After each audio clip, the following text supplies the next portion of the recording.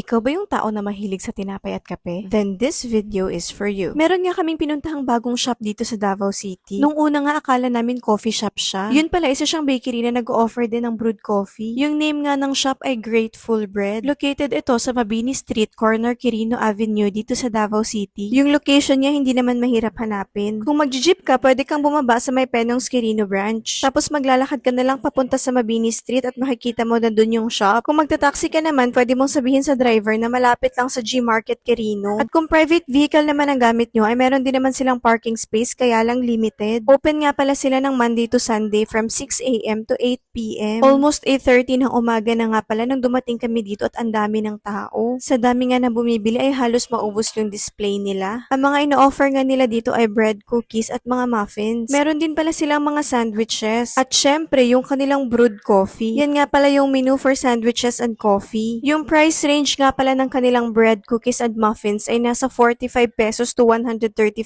pesos. Yung sandwiches naman ay nasa 390 pesos to 450 pesos. At ang price range ng kanilang coffee ay nasa 105 pesos to 225 pesos. Isa pa sa nagustuhan namin dito ay open kitchen sila. Kaya nakikita mo kung paano nila binibake yung kinakain mo. Habang nakapila nga para umorder ay nakikinood na rin kami sa mga ginagawa nila sa kitchen. Sa sobrang enjoy ko nga kakanood sa kanila ay hindi ko napansin na turn ko na pala para umorder. Yung mode of payment nga pala nila dito ay cash at via e-wallet. Hindi ko rin pala natanong kung tumatanggap sila ng credit card or debit card. Wala rin akong napansin kung meron ba sila nung card swiping machine. Ang kasama ko nga pala nagpunta dito ay aking asawa at anak at ang aking pinsan. Sa dami nga ng tao, buti na lang meron pa yung bakanting pwesto na kasya kami. Yung in-order nga ng asawa ko ay yung best seller nila na blueberry muffin. Sa akin naman ay yung squash caramel muffin. At kay Hans naman ay yung cheddar jalapeno scone. Sa coffee naman, ang in-order naming mag-asawa ay 2 hot cappuccino. Kay Hans naman ay salted caramel macchiato. Tingnan nyo naman yung latte art niya, ang cute. Ito ang lakad namin na to ay biglaan lang. Dahil nga hindi pa kami nagbe-breakfast ay nag-aya ang asawa ko na tikman nga namin yung tinapay nila dito. Sakto namang gusto din siyang itry ng pinsan ko kaya sabay-sabay na kaming lumabas. Maliban nga sa aming tatlo ay pati itong batang maliit ay tuwang-tuwa rin sa kinakain niya. Pero tikim-tikim lang ang ginawa niya dyan kasi may dala kaming sariling baon niya. As much as possible kasi ay hindi muna namin siya pinapakain ng foods na may maraming sugar. Pati nga ang salt ay konti lang din ang nilalagay namin sa food niya. Dito nga ay nakalipat na kami sa medyo malaki-laking table. Ito nga pala yung in-order ko na squash caramel muffin. Bilang nagbe-bake nga din ako, in-expect ko ng sobrang tamis nito. At hindi nga ako nagkamali, sobrang tamis nga niya. Pero masarap siya. Hindi nila tinipid yung ingredients. Hindi siya puro flour lang, talagang maraming squash. At dito nga ako natuwa, marami siyang buto ng kalabasa. Bilang babae na mahilig dun sa chicheryang dragon seed, ay nagustuhan ko nga ito. Anyway, bagay talaga yung muffin na may kape. Kasi kung yung muffin lang yung kakainin mo, medyo mauumay ka. Pero kung may kapares na kape, parang binabalance niya yung lasa. Kita nyo naman na ubos namin yung pagkain namin. Pero kung ikaw pala yung tao na ayaw sa kape, meron din sila ditong binibenta ng mga fruit drinks. Diyan nakalagay sa ref na yan yung mga other drinks nila. Kaya lang hindi ko na alam yung price range at specific drinks na meron dyan kasi hindi ko na yan nalapitan. Dito naman sa side na to ay yung other products na binibenta nila. May iba't ibang spices and seasonings, mga coffee beans, at iba pang products na gawa nila. At kung napabilang ka naman sa mga taong magkakape kahit sasama ang tiyan pagkatapos, no need to worry dahil meron din silang CR sa loob. Bago nga kami umalis ay sinigurado naman naming malinis naming iiwan yung table namin. Yung mga lalagyan naman ng food and drinks ay puro disposable. Kaya pwede agad itapon sa mga nakalagay na basurahan sa loob. At dito ko na nga tatapusin yung vlog na to. Kung umabot ka sa point na to ng iyong panonood ay maraming salamat. At sana ay nabusog kayo sa video na to. Sana rin ay nakapagbigay kami ng idea kung saan yung next food destination ninyo. Thank you nga pala ulit sa pinsan kong si Hans. Sa kanya kasi galing yung ibang video clips dito. O siya, hanggang dito na lang muna. See you on our next vlog. Bye!